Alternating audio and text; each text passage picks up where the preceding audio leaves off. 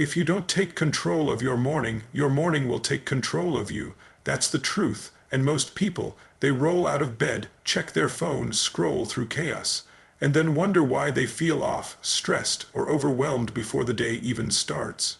But what if you could train your brain, your emotions, and your energy to be unshakable every single morning in just 10 minutes? See, most people are being primed by the outside world, their environment. Social media, the news, traffic, all of it is pulling their emotional strings. You think you're making choices, but most of the time, your environment is making them for you. And that's exactly why I developed this practice I call priming. Because I wanted to make sure I'm the one programming me, not the outside world. I'm not a traditional meditator, never have been. I don't sit cross-legged and chant for an hour. For me, priming had to be active. It had to have movement, energy, and impact. And more importantly, it had to work. That's why I created this 10-minute ritual, not 30 minutes, not an hour, just 10, because if you don't have 10 minutes for yourself, you don't have a life. It starts with breath. Quick, explosive breathing. In yoga, it's called breath of fire. Why? Because it fires you up. It instantly changes your physiology, your blood flow, your lymphatic system, your focus. In less than 60 seconds, you're in a new state. And from that place, from that power, you take control, you stop reacting to life and start creating it. Once you've awakened your body with breath, the next phase is gratitude, and I'm not talking about some fluffy, half-hearted, I'm grateful for my coffee type of thing. I mean real, deep, cellular gratitude, because when you're truly grateful, fear disappears, anger dissolves. You can't feel stressed and truly grateful at the same time. It's neurologically impossible.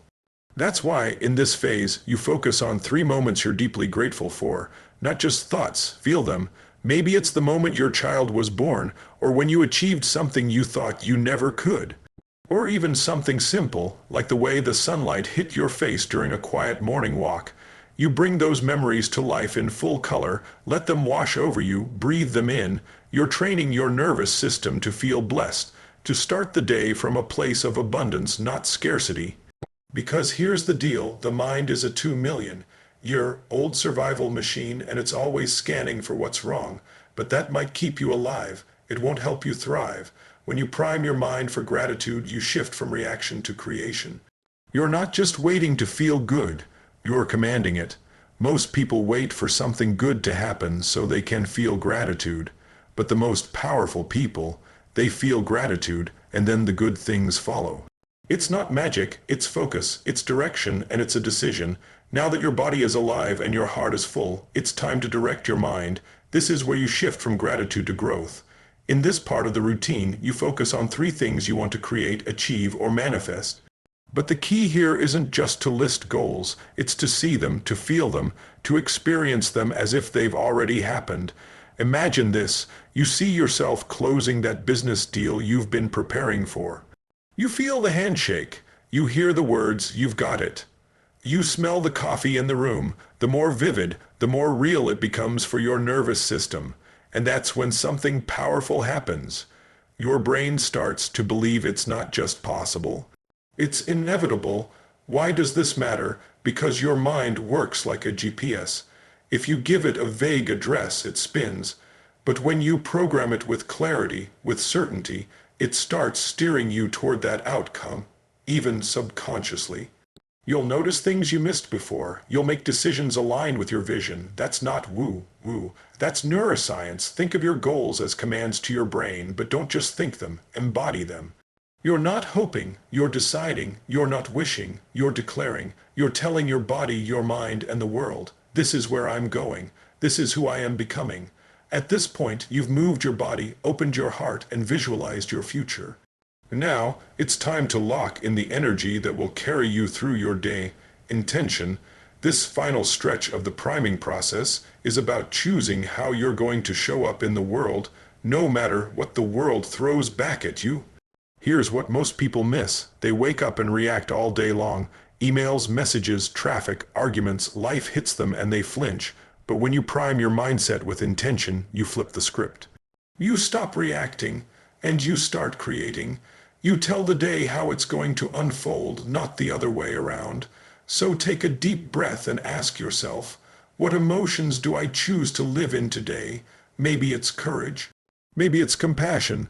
Maybe it's drive. Whatever it is, make it specific. Speak it out loud.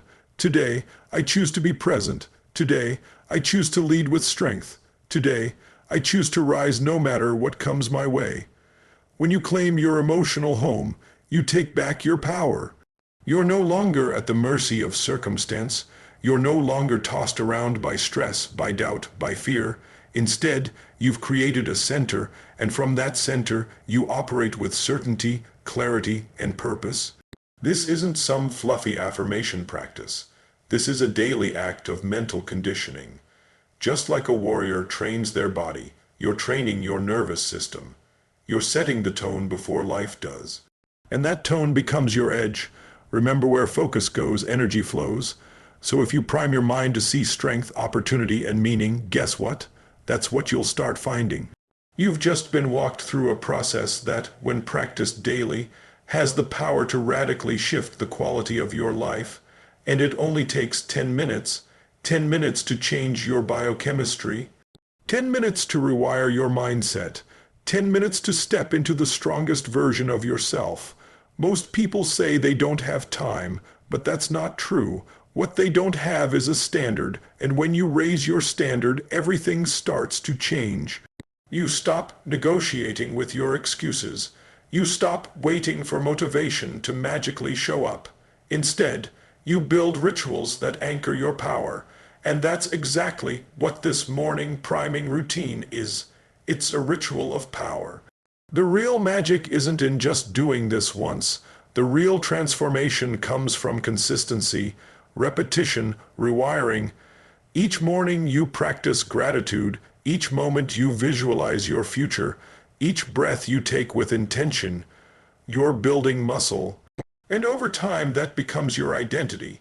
Not someone who hopes things will change, but someone who creates change from within. Now here's your challenge. Don't just watch this video and move on. Do it. For the next 7 days, commit to this morning routine. 10 minutes a day, that's it.